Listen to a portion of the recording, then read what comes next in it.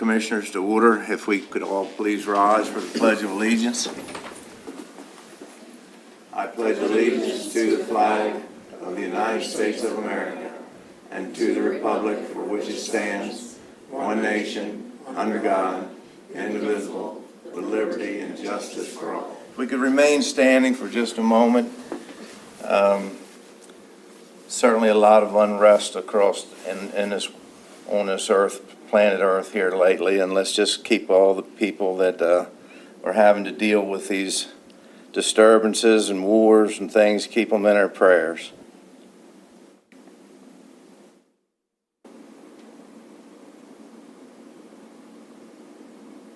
Thank you very much.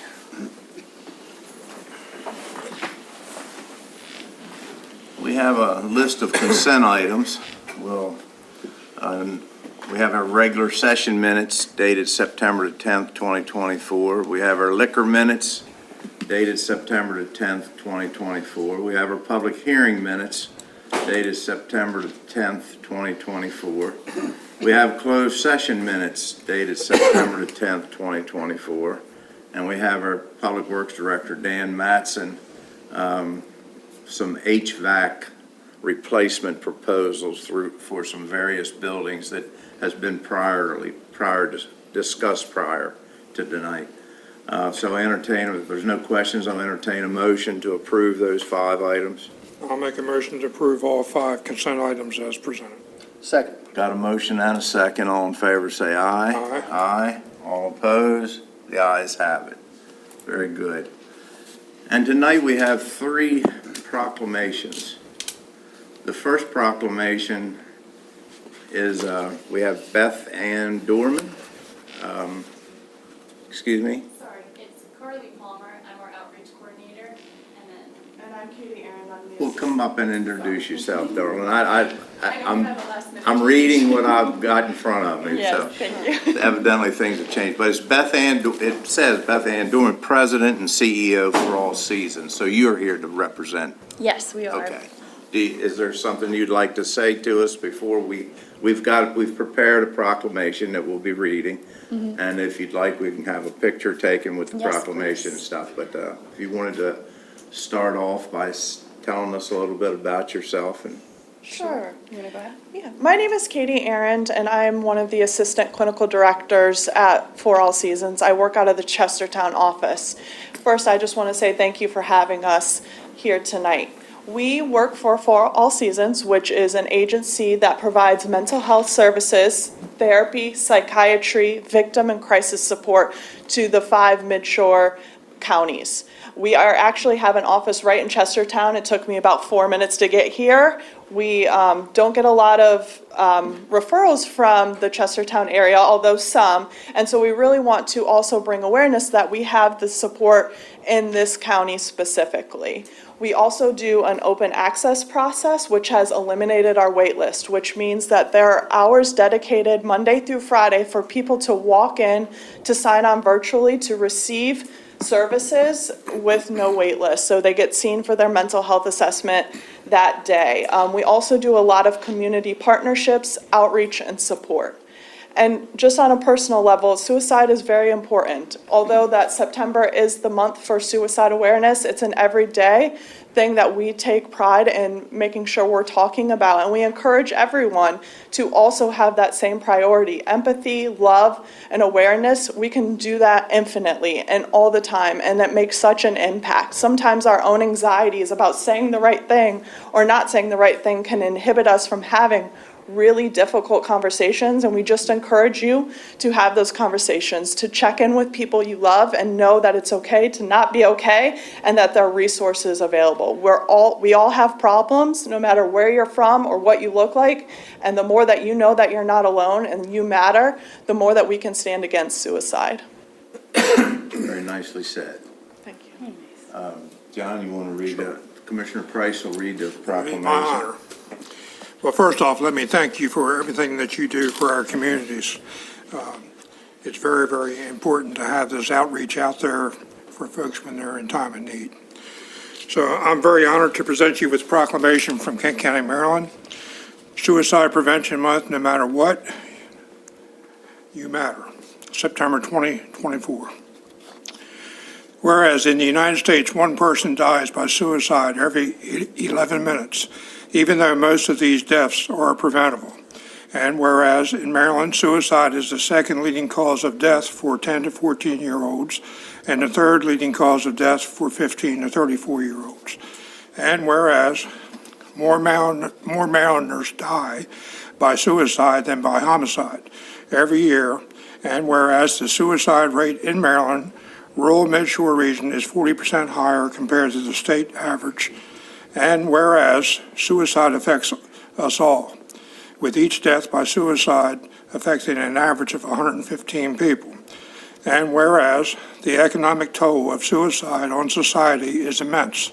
Suicides and suicide attempts cost the nation almost $70 billion per year in a lifetime, medical and work loss costs alone.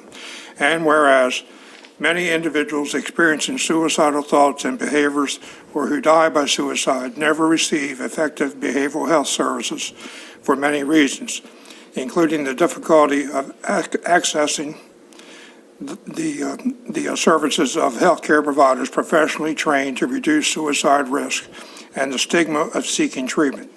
We urge all Kent County citizens to support the development of accessible behavioral health services for all citizens and recognize suicide as a significant public health risk.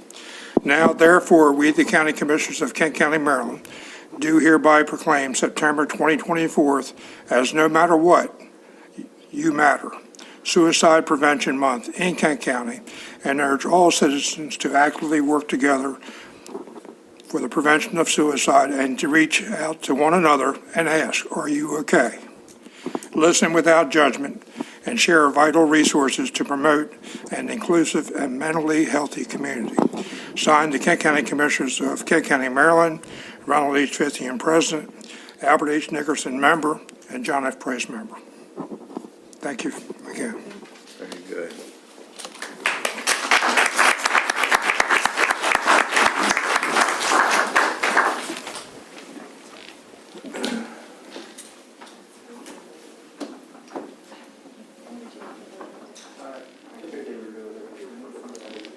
Would you like me to take one with yours? Yes, thank you so much.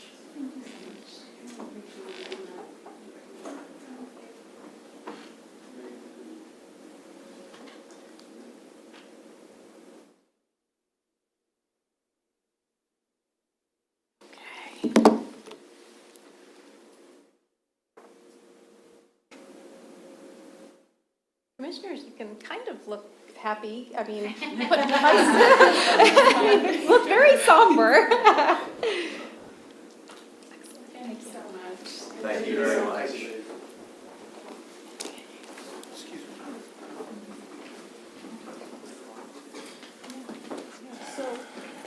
I would just ask to be told where our office is. Our office currently right now is off of Washington Avenue. I think it's 300 or 500 Washington Avenue.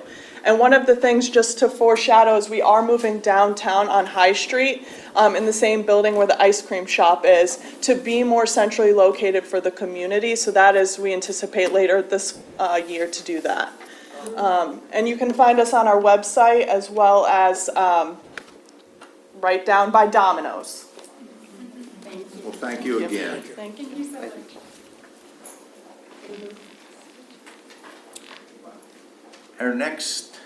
Our next proclamation is Denise Robinson with us?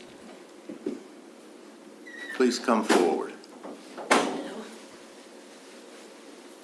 It says, I'm reading in front of me, Denise Robinson, founder, Eastport/Annapolis Legacy of Honor Project. Correct. Welcome. You can introduce yourself. And Good we evening, have Commissioners. also obviously prepared a proclamation that we'll read, but, and do the same routine with a picture if you'd like, but obviously if you want to start off by telling us a little bit about this. Good evening. Good evening. Denise asked the local VFW whether we would have someone that would be able to come here and receive the proclamation with her. It is a proclamation recognizing MIA and POW Americans from the various wars? Yep, World War I, World War II, Korea, Vietnam. And And I would like to point out that in all of these wars, conscripts and/or volunteers have left the comfort of home to go and advance the interests of the United States in a sometimes uncertain and violent future. And they have left an imperfect nation, but through their sacrifice, they have created a more perfect nation. And we should honor their sacrifice, and we do that by continuing their work here at home. one of the importance of POW MIA Day is there are so many families that are still grieving generations. One of the things when I visit the graves of our fallen families on Memorial Day and on Gold Star Mother's Weekend, there is usually a plot, an empty plot sitting next to mom that's waiting for her son to come home, because her only goal was to find out what happened to her son. And 80, 100 years later, the family is still waiting for answers. So it's important for us, as from Marylanders, from our counties, for our perspective, to be there to support them and to say, hey, we want them to come home. And we really have to thank our Vietnam veterans, because they were the catalyst that said we're leaving no one behind. And it's because of them the numbers are dropping every year. Last year, I think we brought home 200 World War II men that were killed in action. There are several men from Maryland whose status has been changed to active pursuit, which means the DPAA is following leads to find them. So it's important, if you have a family member that is on our missing in action list, unaccounted for, that the family members register with the DPAA, because without their DNA, they cannot identify them. So many families need to know that this organization is out there and waiting for them as well. Very good. Thank you very much. Thank you. It's my pleasure to read this proclamation. It says, Kent County, Maryland Proclamation, entitled National Prisoners of War and Missing in Action Day, From the Mountains to the Sea, /Maryland Remembers, September the 20th, 2024. Whereas in the United States, National Prisoners of War and Missing in Action Recognition Day is observed on the third Friday in September and honors those who were POWs and MIA. And whereas over 1,000 brave Marylanders remain missing in action or are unaccounted for, many are unrecoverable in the deep oceans, and Kent County alone has 7 MIA and 1 POW accounted for. And whereas we join a grateful nation in honoring our service members who served through unimaginable punishments and conditions as prisoners of war. And whereas this day is a reminder that the families of our missing endure the cost of war and continued grief long after the last battle. They continue to mourn the pain of unanswered questions. And whereas we recognize the debt we owe our prisoners of war and missing in action, and stand with the families as they wait for their loved ones to be brought home. And whereas on National POW/MIA Recognition Day, a missing man table will be displayed in honor of our fallen who are still unaccounted for and the families waiting for them to come home. And whereas we make this promise to our POWs and MIAs, you are not forgotten. Now, therefore, we, the County Commissioners of Kent County, Maryland, do hereby proclaim September the 20th, 2024 as National POW MIA Recognition Day, and call upon all citizens of Kent County to take a moment to pause, reflect. From the mountains to the sea, Maryland remembers the more than 1,000 Marylanders who are missing in action. Signed, the County Commissioners of Kent County, Maryland, Ronald H. Fithian, President, Albert H. Nickerson, Member, John F. Price, Member, dated September the 17th, 2024. And it's our privilege to present you with this proclamation on behalf of the citizens of Kent County. Thank you. Thank you.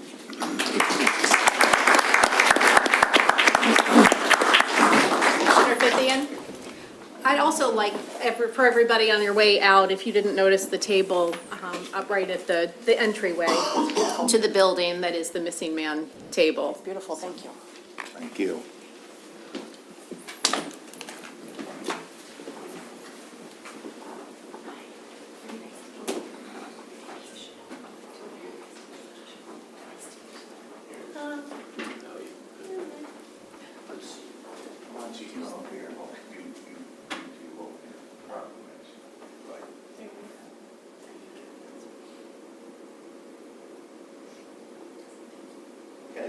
Thank you so much. Thank you. Thank you.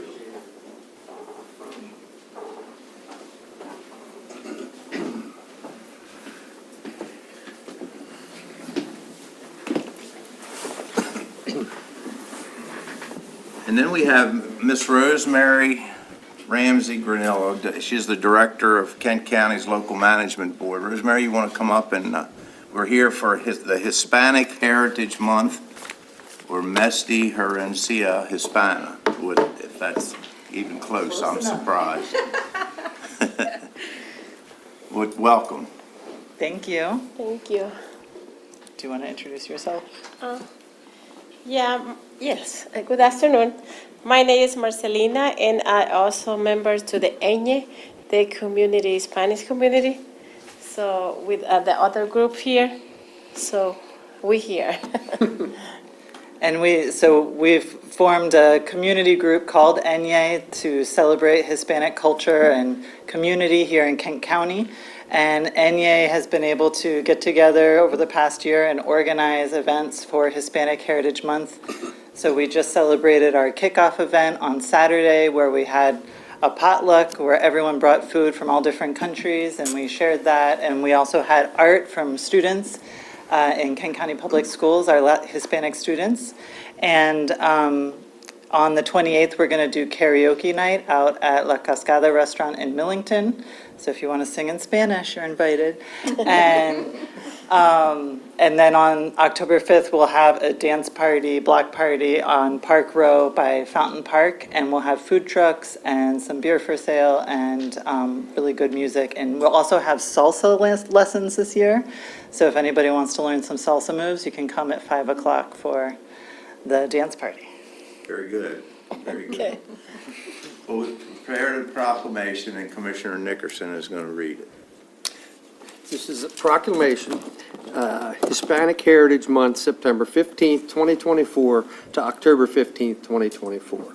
Whereas National Hispanic Heritage Month, known as Mes de Herencia Hispana, is celebrated nationwide from September 15th through October 15th, each year since 1968. Understanding that September 15th is significant because it is the anniversary of the independence of Latin America countries, Costa Rica, El Salvador, Guatemala, Honduras, and Nicaragua. In addition, Mexico and Chile celebrate their independence days on September 16th and 18th, respectively. And whereas Latinos are individuals who are descendants of Latin America countries and may speak a variety of different languages, Hispanics are individuals who speak Spanish and are descendants from Spanish-speaking countries, including Spain, and recognize that all 26-plus Latin American nations are not monogamous, and this month celebrates, honors, and pays tribute to them for all their contributions to our county, to our society. And whereas the Hispanic Community of Cultural Alliance, ENYE, the Kent Cultural Alliance, and the Kent County Local Management Board look forward to celebrating Hispanic Heritage Month with the greater community to highlight Latin America's rich heritage, arts, histories, food, music, and traditions. Celebrations will begin on Saturday, September 14th, with a student art show and Latin America cuisine tasting. Continued with Spanish karaoke on Saturday, September 28th, and conclude with a Latino dance party on October 5th. Whereas Kent County is committed to recognizing Hispanic Latino culture and heritage as an important part of Kent County and its strong, inclusive community. And whereas recognizing that Hispanics are an ever-growing population within Kent County and understanding that many Hispanics are entrepreneurial and play a vital role in our economy and workforce. Now, therefore, we, the County Commissioners of Kent County, Maryland, do hereby join the nation and proclaim September 15th through October 15th, 2024 as Hispanic Heritage Month, and ask all to join us in recognizing and supporting the importance of national Hispanic heritage. Signed, the County Commissioners of Kent County, Maryland, Ronald H. Fithian, President, Albert H. Nickerson, Member, and John F. Price, Member. Thank you. Thank you.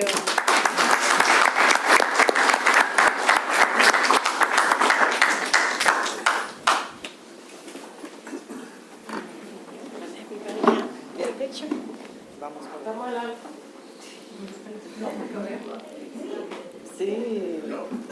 So Mr. Pedro is visiting from El Salvador. It's Marcelina's dad. I just bring my dad last Thursday to visit here. Oh, marvelous.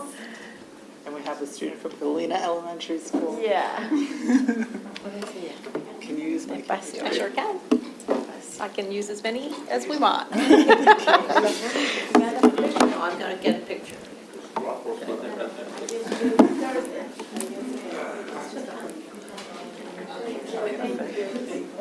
We'll make it work, don't worry. Put her up front where I can see.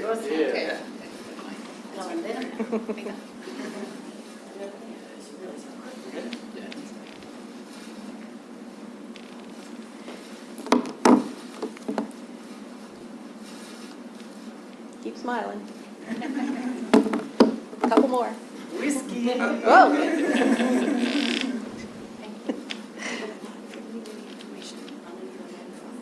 Excellent. Queso.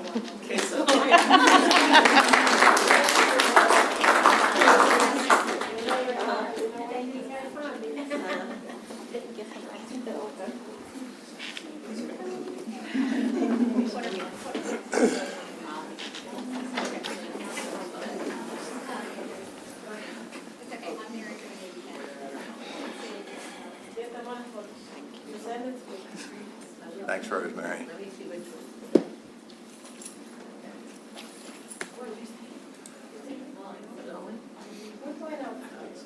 right, here we go back.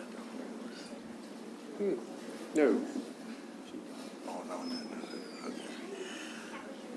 Okay, next on the agenda, we have a couple applications for special Class C license. First one is the Kennedyville Volunteer Fire Company has applied for beer only to take place on September the 20th through the 22nd of 2024. Because it's an alcohol application, it's in need of a public hearing, and we will allow tonight be that public hearing. Anyone in the audience that would like to speak for or against this application, please feel free to do so at this time. There being none, I'll entertain a motion. I'll make a motion to approve the special Class C per diem liquor license application for the Kennedyville Volunteer Fire Company. Second. We've got a motion and a second. All in favor, say aye. Aye. All opposed? The ayes have it.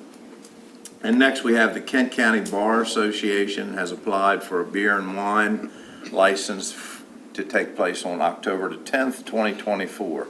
And the same thing applies to this. It's because it's an alcoholic beverage application. It has to stand for a public hearing. Tonight will be that public hearing. If anyone in the audience would like to speak for or against this application, please feel free to do so at this time. There being no comment, I'll entertain a motion. I'll make a motion to approve the special Class C per diem liquor license application for the Kent County Bar Association. Second. Got a motion and a second. All in favor, say aye. Aye. All opposed? The ayes have it. Next, I will ask that a motion to go into legislative session. I'll make a motion that we go into legislative session. Second. Got a motion and a second. All in favor, say aye. Aye. We are in legislative session. I want to introduce Mr. Rob Tracy. He is our Associate Planner from Planning, Housing, and Zoning. And this is the third reading, Code Home Rule Bill Number 7-2024, entitled Self-Storage Centers in the Industrial District. Welcome. Thank you. So tonight I'm here to ask for your approval of Home Code Rule Bill regarding self-storage centers in the industrial zoning district. Self-storage centers are permitted use in the village, intense village, and commercial zoning districts. This zoning text amendment would simply add self-storage centers to the industrial zoning district. The Planning Commission has reviewed this application and sent a favorable recommendation to this body. And earlier this month, we had a public hearing regarding the text amendment. And I can go into additional detail regarding the text amendment or answer any questions that you may have. And just want to point out that since we had our public hearing, there's been no written comments received. No one testified at our public hearing, and we had no written comments that were received later. I guess I should read this. Your explanation of allowing self-storage buildings to go in industrial zone land is that people will get a lot more from your explanation than what I'm getting ready to read, but just for this, we'll do it. This is a third read for Code Home Rule Bill number 7-2024 entitled Self-Storage Centers in the Industrial District. An act to amend Chapter 222 zoning of the Code of Public Local Laws of Kent County, Maryland, also known as the Kent County Land Use Ordinance, to add self-storage centers as a permitted use in the industrial district by amending Article Roman numeral 5, District Regulations, Section 15, Industrial District, Section 15.2, Permitted Principal Uses and Structures by adding a new number 20 as follows. Self-storage centers provided the front facade of the center and any other facade visible from adjoining public roads reflect the scale, materials, and design features common to residential or historic structures in the county. Self-storage centers are subject to site plan review by amending Article Roman numeral 5, District Regulations, Section 11, Commercial Section 11.2, Permitted Principal Uses and Structures by replacing number 6 with self-storage centers provided the front facade of the center and any other facade visible from adjoining public roads reflect the scale, materials, and design features common to residential or historical structures in the county. Self-storage centers are subject to site plan review and by including a certain non-codified provision to instruct county staff to make similar changes in the upcoming readoption of the land use ordinance. And we could actually vote tonight if there any questions, anybody need any further information? If not, I'll entertain a motion. I'd like to make a motion to adopt Code Home Rule Bill 7-2024 as presented. Second. Got a motion and a second. All in favor, say aye. Aye. Aye. All opposed? The ayes have it. Thank you very much. Thank you. Thank you. Now we'll need a motion to go back into open session. I'll make a motion that we go back into open session. Second. Got a motion and a second. All in favor, say aye. Aye. Aye. All opposed? The ayes have it. Next up, Mr. Jim Miller, HR Director. I think we have a couple of new hires here we want to talk about. Yes, sir. Good evening. Good evening. Good evening. Two for you this evening.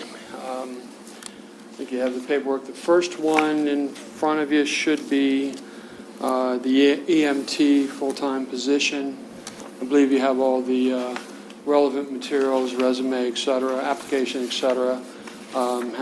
List of applicants that were considered. Happy to answer any questions. Do we have any questions? No, sir, I looked at the applicant and Then I'll entertain a motion. I'll make a motion to approve a conditional offer of employment to the recommended candidate. second. Got a motion and a second. All in favor, say aye. Aye. All opposed? The ayes have it. Thank you, gentlemen. The second one is an MEO vacancy that we have. Once again, you have all the relevant material, the application, the candidate list, and also kind of straightforward, but answer any questions that you might have. How many more vacancies do we have at Public Works? On the MEO side, I believe there's only one left out of the group that we've been going through. We've been pretty successful. I'll double check, but I think they're down to one more vacancy there. This one was as a result of a recent resignation. So I think there's only one left, but I'll double check and get back for sure. Appreciate it. No other questions? I'll entertain a I'll motion. make a motion to approve a conditional offer of employment to the recommended candidate to fill the MEO vacancy in the County Roads Division. Second. Got a motion and a second. All in favor, say aye. Aye. All opposed? The ayes have it. Thank you. Thank you very much, gentlemen. Thank you. County Administrator report. Thank you. I have a couple of announcements, mostly discussing upcoming meetings. First is we are convening the Ethics Commission for the first time in a while. That meeting is this Friday, 11 a.m., and it's here in the Commissioners' Room.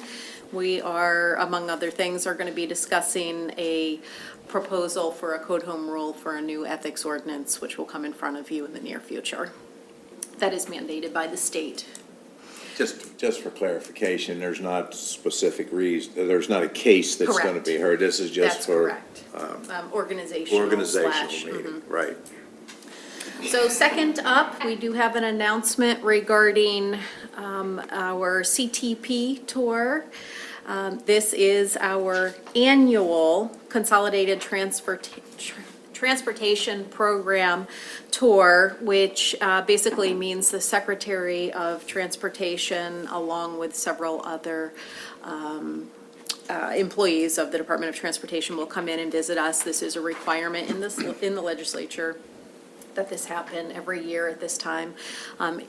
Included are going to be invitations to the delegation. Hopefully, they'll be able to join us. We have also sent invitations to the 5 municipalities for any input that they may have. And we usually use that time to also discuss any legislative initiatives that Kent County may have with the delegation, since we do have a captive audience. Which is segueing. When will that take place? Oh, I'm sorry. October 5th, I think. That's right. October 6th. October 8th. Yeah, October 8th. That segues into the next item, which is a public notice.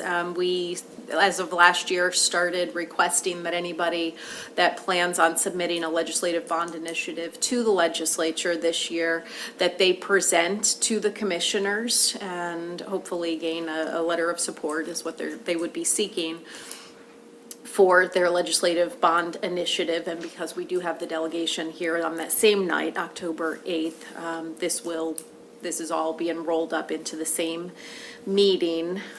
All LBIs that are submitted should come to the county, postmarked no later than September 27th, and we will be having a work session on all of the items on the 29th of October, and that is an opportunity for the applicants to discuss their legislative bond initiative in more detail, to hopefully garner your support. So we will be having a public hearing, that is an official public hearing, on the 8th to hear from any applicants that may be coming forward, and we do advertise for that, so. Do we have many as of now? I don't know of any as of Okay, now. I was just curious. Good question. And back to the Department of Transportation, I think it should be noteworthy to the public that the Department of Transportation has already said that they will be funding no new projects. That is Just so, I mean, I just think that the public should be aware of that. Absolutely. And not just in Kent County, but anywhere in the state. That's correct. The headline that I was reading literally earlier today, MDOT's draft transportation plan, strategic cuts and billions slashed, preserves local HUR Right. funding, which, as we've discussed a multitude of times, I can tell Commissioner Fithian's about to say it, is we don't even have restoration of HUR funding. We have about 15% of what is due to us every year coming to us. So they can say that they're preserving our 15% maybe. Right, yeah. They were using that word preservation quite a bit at our last meeting. That's correct, right. The 15%. So these legislative bond initiatives to be presented, is that something that the Board of Ed should consider for the middle school project, and regional jail should be considered? These as are well? really generally less than 250,000. Sometimes they're a little bit more. The schools last year, I believe it was for the tennis courts. Does that sound familiar? They received an LBI for the tennis courts. And then some of the towns, like I think, one of them replaced the got money to fix a roof on a firehouse, That's those right. kind of That's things, right. yeah. That's right. Town of Chestertown had put one in. So for much smaller projects. Yes, I mean, any funding helps on those big projects, but these are generally for smaller projects. And what the legislators, our delegation described last year is they're really looking for shovel-ready projects. So they don't really like to fund design plans or all the steps leading up. They really want to see a project completed with that money. With the other cuts we've seen, such as into transportation and stuff, I bet you they're gonna be far and few between, these things are gonna be far and few between as well, but it's just a Would you like me guess to on read the my headline part. again? Excuse me? Would you like me to read the headline again? No, that's all right. Yes, I agree. I suspect that there's not going to be a lot of money for LBIs this year. All right. Before we go into the public comment media review, I'd like to introduce our new superintendent for the few in the audience here, Dr. McComas. If you want to come up and say hello? Thank you. Well, it was nice to see you in the audience. This is probably one of the smaller meetings we've had, and you're probably looking at it as a waste of time to come here tonight, but we were glad to hear you, or glad to see you, and we're glad you stopped by. Thank you so much for the opportunity to speak, and thank you for the warm welcome as always. I wasn't expecting to say anything. I was just going to be a fly on the wall, learning more about Kent County as I go. I'll just say, since I'm here, I want to thank you for joining us on opening day. It was a good kickoff to the school year, and I will send out more invitations as the year goes on because I want you to see our children in action and be in our classrooms because there are really great things happening in our classrooms. We are in week 3. We've had a good kickoff overall, and we won the big football game last Friday. So far, so good. So thank you so much for the opportunity. Oh, and I will say, I do want to add that we are celebrating Hispanic Heritage Month in our schools. I know Rosemary spoke to that a little bit. Each of the schools have special events going on. We have door decorating contest and all sorts of events in the different schools. We too are honoring Suicide Prevention Week this week in our schools as well. And so I don't have anything more to say other than thank you. Well, thank you, and last year we had the opportunity I set up on the stage during graduation. Yes, sir. And I really mean this in a positive way, but I was really, because I don't see all the kids all the time, that it was amazing how many of Hispanic heritage went through there and graduated. Yes. And some of them that had really made some high degrees and as they traveled through the education, and it was impressive. Yeah. I was surprised. It's our largest growing student population, and I know they mentioned Galena Elementary. That's where, at the elementary level, we have the largest Spanish-speaking population that's growing, and of course, you see it in our middle school and high school as well. So. How about that? Yeah. Any surprises with this little school system that you didn't expect, or you surprised? She's surprised how anything? great it is. And how warm and welcoming the commissioners are. Yes, well, I knew it was great before I came here, and I'm appreciative of the warm welcome. But so far, nothing surprising. I'll tell you what I'm enjoying greatly is the size of our school system because I'm able to be in our school buildings every day. I get to be with students. I know there was one day I went over to help at the middle school. Our middle school AP needed to be out. Her little one was sick, and I went over and did lunch duty and took the kids out for recess, and somebody said, "How was your day?" I said, "Great, I got to be with kids. We went out to recess." Please? You know, so far it's been wonderful. I appreciate that I'm able to kind of really affect change pretty quickly because the size is, I think, wonderful to get my arms around, so thank you. Very good. I would like to share one thing with you, just from an observation that I've made. Your leadership style is very good, I believe. Thank you. And most importantly, when we went on our tour with the schools, it was really heartwarming to see the interaction and the engagement that you had with the students. Thank you. That meant a lot to me. Thank you. It's, I love working with kids. I've dedicated my life to it, and I wouldn't dedicate my life to anything else. And thank you for the compliment on leadership. I think, what is important to me is, while my job is superintendent and running the schools, and I certainly am doing that and will do that, as a leader, I think the work is so much bigger than our schools, which is why I come out to these meetings, because schools don't exist in isolation, they exist within a community. And so for me, the mission is about the community, and I serve that mission through working in schools. So thank you for all of those compliments. Thank you. Thank you. My We're all pleasure. excited. Thank you. Yes, yes, we're looking forward to a great year ahead of us, Yep. and it looks very promising. Thank you, I appreciate. Just on that promising note, and I know we have work to do on our achievement, I'll just say we did our achievement report last week at our board meeting. It was last spring's test data, and I will tell you, our third grade is making big strides in math and reading. We still have work to do, so please don't think we've crossed the finish line. But the work that our school system has done around Orton Gillingham and the letters training, the literacy investment that we've made, we're really beginning to see the gains there in third grade. So stay tuned for more to come, and hopefully bigger strides in the next set of annual data. So Do they still have the group in Rock Hall that does the tutoring? they probably do. I know Rock Hall Elementary, it's a community school, so we have so many wraparound supports there. Because it was like, in the past years, they've had like 20 tutors that would work with some of the kids after school. Yeah. It makes all the difference. I always call it the kitchen table. So when I was a kid, when I got home from school, I sat at the kitchen table while mom was cooking. And there's nothing like someone sitting right there with you saying, that's not right. Look at that again.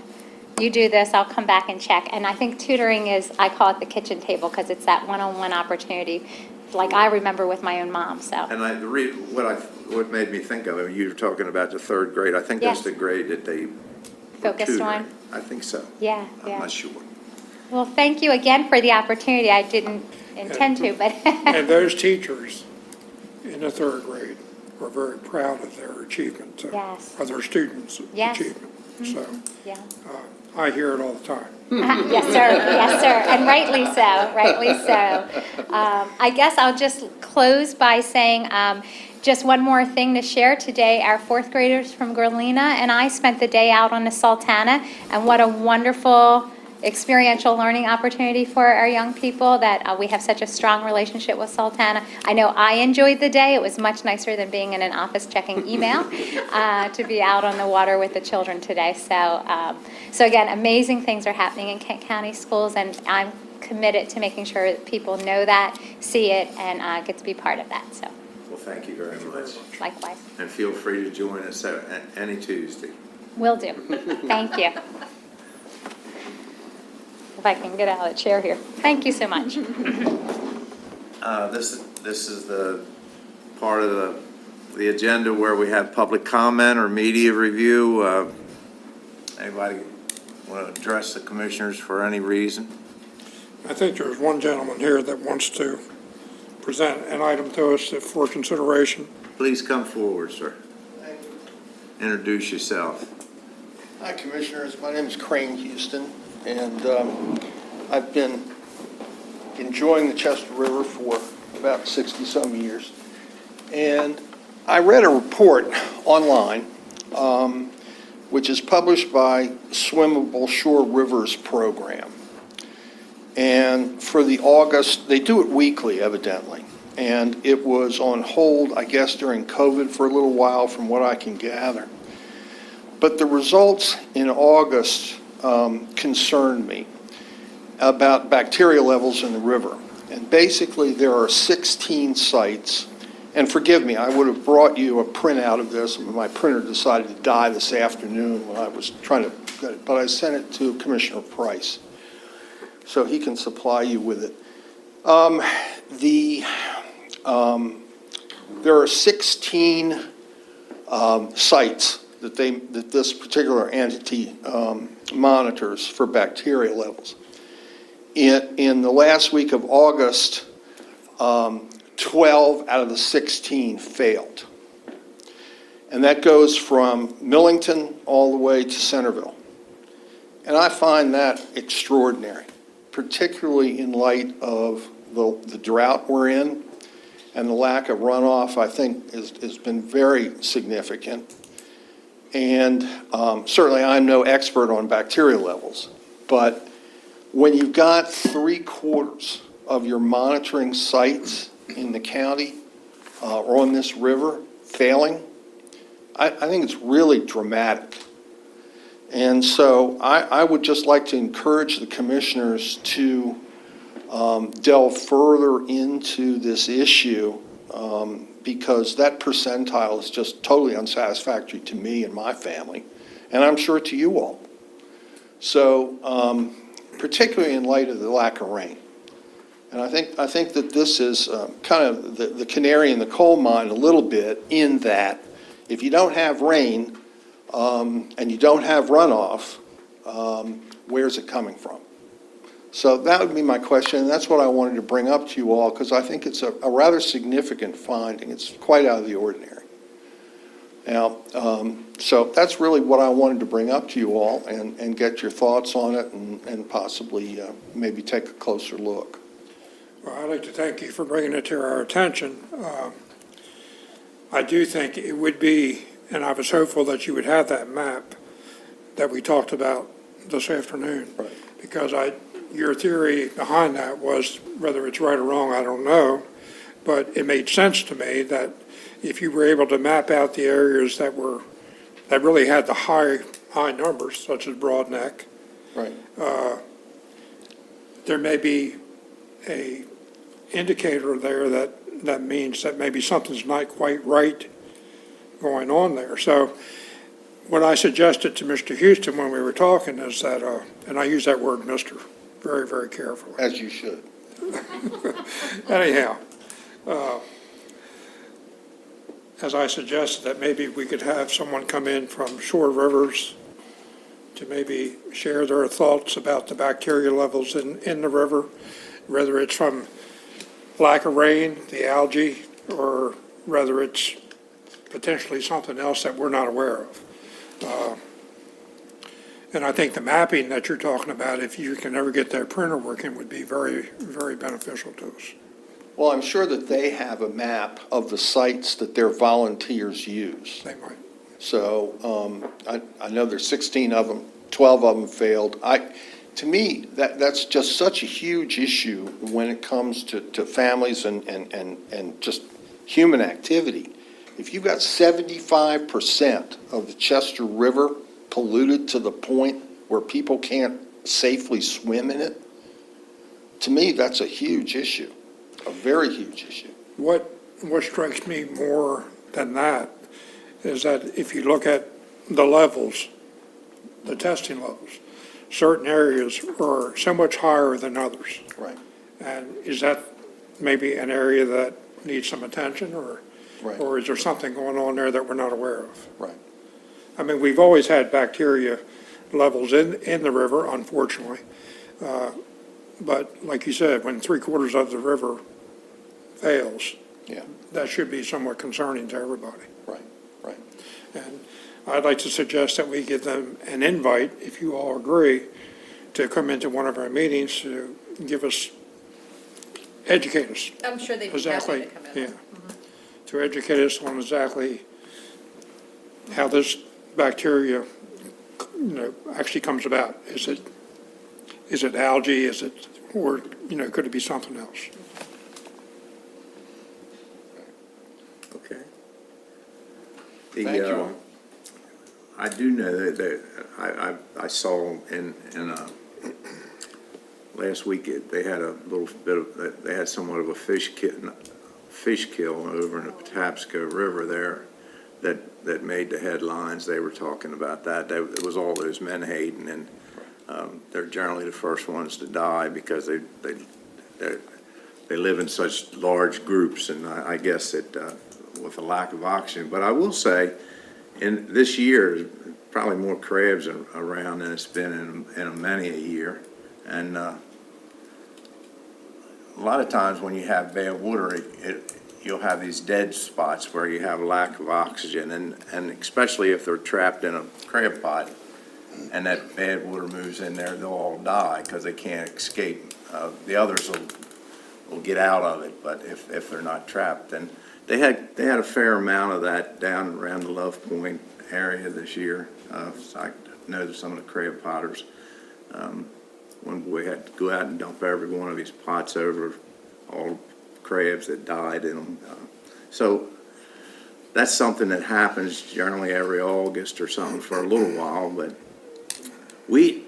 there's questions about how this happens, because we had a notice in the town of Rock Hall in that little beach we have down there, which is right on the bay.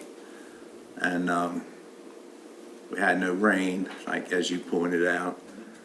Rock Hall doesn't discharge its wastewater treatment plant in the bay. It discharges it in Grazing Creek. So it certainly didn't come from that. So the test was bad at the beach. They didn't say nobody could swim. They just said swim at your own risk, basically, or be careful.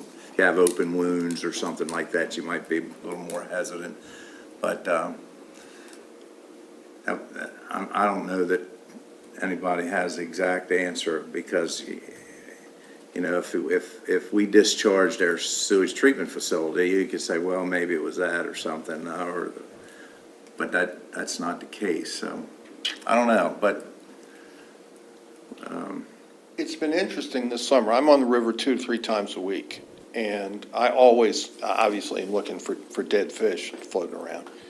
And this summer has been probably the least I've ever seen. I would say the same, because I dying crab 3 or Right. 4 days a week too, and Right. I've done it the last couple of years just for something, you know, because I enjoy it. But you're right, I haven't seen any signs of any dead fish floating, maybe one once in a while, but Exactly. that could have come out of a pound net or something. Sure. So, and we haven't had any trouble with bad water in the river, because when that moves in, if you lay your line in that, you won't catch neither one, because they won't stay there, they'll leave. So that part has been pretty good, really. Well, that's why I've had a difficult time with the whole concept after I read this, because of the lack of runoff. And, you know, everybody always seems to, you got, number one, you've got sewage outflow and uncontrolled sewage discharge, and you got big rainfall. And, you know, we haven't had either that we certainly know about, and we know the rains haven't been here. So in the middle of a drought, you're seeing 3/4 of the river unswimmable. That's interesting. Yeah. And we did have a period of time where we had quite a bit of, the Conowingo opened up a bunch of gates there and that lasted probably 3 weeks, and that's not good, but that happens pretty much every spring when you have the spring thaw. But I'm not sure anybody's got their handle on some of these huge sewage treatment facilities. You just have to cringe when you hear the results of Baltimore's. That's, just think that takes care of not only Baltimore City sewer, it takes care of all of Baltimore County sewer. It all comes to these 2 plants. And the last time the state moved in there, they said it was a catastrophic failure from one end to the other, and with every degree. And I can't imagine that that's all been corrected, so who knows? But thank you for paying attention and speaking out about it. Well, thanks for listening. I appreciate it very much. I know that you all are as proactive as you can be, and my hope is that there's a reasonable explanation for it. But it just again, it seems to me like a little bit like the canary in the coal mine when you've got this degree of an unswimmable time. Yeah. Thank you. Thank you, sir. Thank you, Crane. Thank you, sir. Okay, we have no other comments from anyone, then, John, you're the only one left that's not on the payroll. we have to go into closed session for one item, so entertain a motion for a closed session. I'll make a motion to go into closed session under the Annotated Code of Maryland, General Provisions, Article 3-305B1, to discuss the appointment, employment, assignment, promotion, discipline, demotion, compensation, removal, resignation, or performance evaluation of appointees, employees, or officials over whom this public body has jurisdiction, or any other personnel matter that affects one or more specific individuals, and to consult with staff, consultants, or other individuals about pending or potential litigation. The topic that we intend to discuss is a personnel matter, and we want to consult with staff concerning a pending or potential litigation matter. Got a motion? I got a motion and a second.